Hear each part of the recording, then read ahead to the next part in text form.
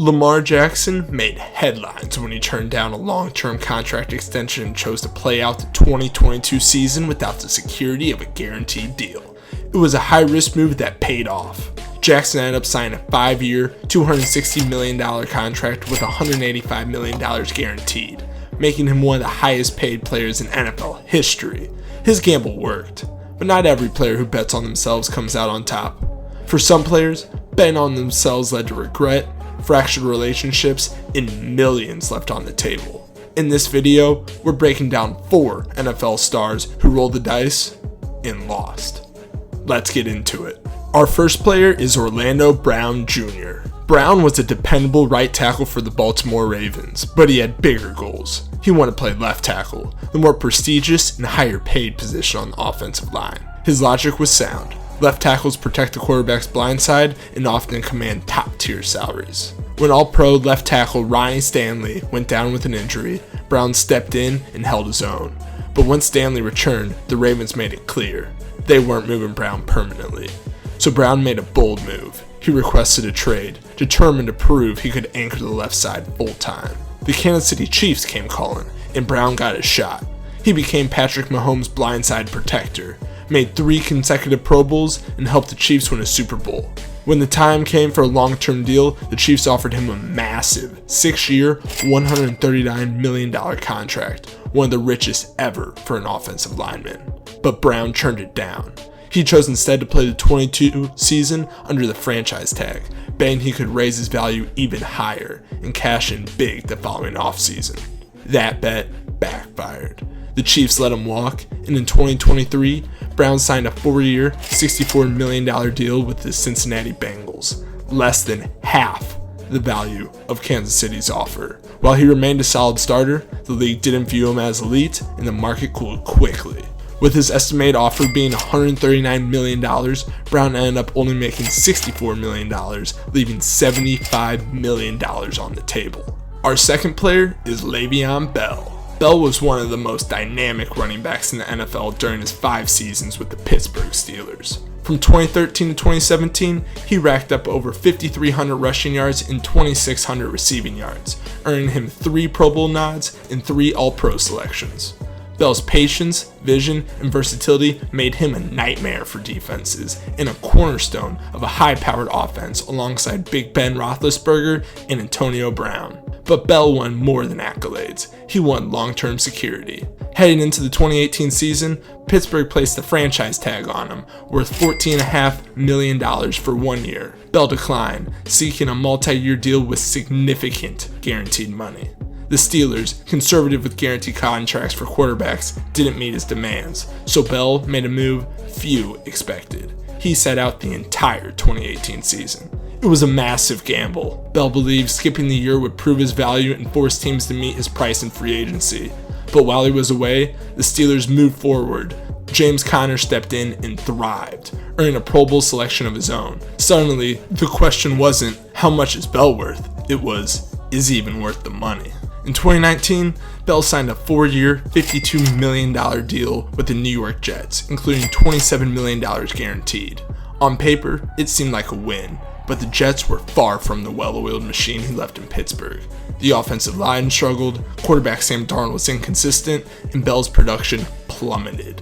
Less than 2 seasons in, the Jets released him. Bell bounced around with the Chiefs, Ravens, and Buccaneers, but he never recaptured his old form. The time away had cost him his rhythm, momentum, and market value. His story is a clear example of how betting on yourself can go horribly wrong, especially when timing, team fit, and performance don't align. Bell turned down a deal that could have kept him in a system built for his strengths. Instead, he lost a year of his prime and watched his career fade faster than anyone expected. For players considering similar moves, Bell's experience is a cautionary tale. Sometimes, the biggest risk isn't the injury, it's the market forgetting your value.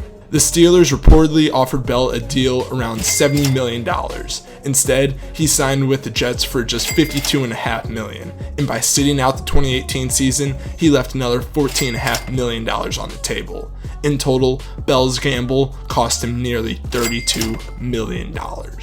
Our third player is Melvin Gordon. In 2019, Gordon was coming off another productive season with the Los Angeles Chargers.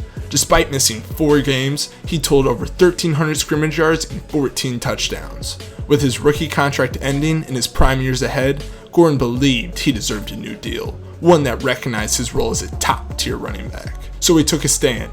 Gordon skipped training camp, preseason, and the first 4 games of the regular season. He bet that his absence would pressure the Chargers into offering more money. Reports said the team offered him around $10 million per year, but Gordon wanted closer to what the league's elite backs were making. The front office stood firm. In Gordon's absence, Austin Ekeler stepped in and shined. Ekeler proved to be a reliable, versatile weapon, keeping the offense moving while Gordon remained sidelined. That breakout performance changed the narrative. Suddenly, the Chargers didn't need to rely on Gordon the way they once had. When Gordon returned in Week 5, he struggled to find his rhythm. His yards per carry dropped, and the offense never quite clicked with him back in the lineup. Off the field, the holdout created friction. The tension in the locker room and the front office was clear. The bet didn't pay off. The Chargers let him walk after the season and reward Ekeler with a 4-year extension, making Gordon become expendable. In free agency, Gordon signed with the Broncos for 2 years and $16 million, significantly less than what the Chargers had offered him earlier. His time in Denver had flashes, but he never returned to his peak form. Injuries, rotation, and inconsistencies dimmed what once looked like a star career. Looking back, Gordon said he might have handled things differently, especially for his legacy. His story is a reminder that timing matters. Running backs, more than most, have a short window to earn and produce. Gordon took a calculated risk and learned just how quickly leverage can disappear.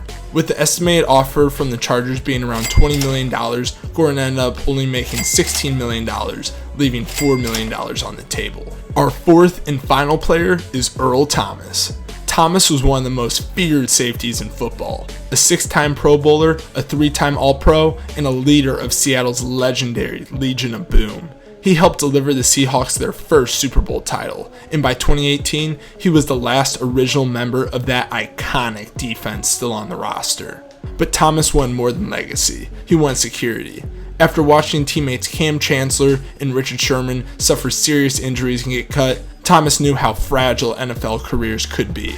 So as his contract neared its end, he demanded the Seahawks either pay me or trade me. The front office didn't budge. Thomas skipped training camp and preseason, racking up nearly $2 million in fines. But when the season started, he reported, still without a new deal. Despite the tension, Thomas continued to play at a high level, determined to prove his worth. Then came the nightmare scenario. Week 4 against the Arizona Cardinals. Thomas broke his leg. As he was carted off the field, he infamously flipped off the Seahawks sideline, a raw expression of anger and betrayal.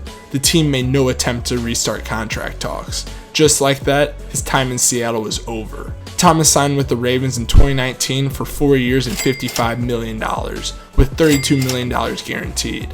It seemed like a rebound. He made the Pro Bowl in his first season, but off-the-field issues, including a fight with his teammate Chuck Brown, led to a sudden release after just 1 year. No other team picked him up.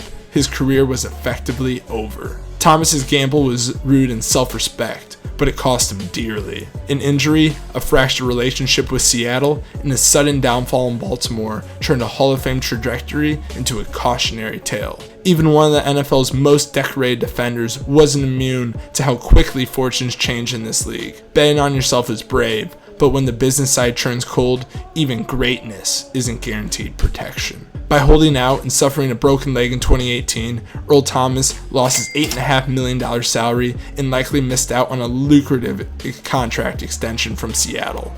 Though he later signed a $55 million deal with Baltimore, the injury and timing cost him over $10 million in long-term stability. The pursuit of respect and financial security in the NFL often comes with unexpected consequences. For players like Le'Veon Bell and Earl Thomas, betting on themselves meant facing the harsh realities of injuries, market shifts, and relationships that never fully recovered. Their stories highlight just how quickly a promising career can change course when business decisions and personal principles collide. If these cautionary tales surprise you, drop a comment on which one stood out the most, and don't forget to subscribe for more NFL insights. In a league where trust and timing mean everything, will future stars learn from these lessons or risk it all and pay the price again? Thanks for watching, and see you in the next episode.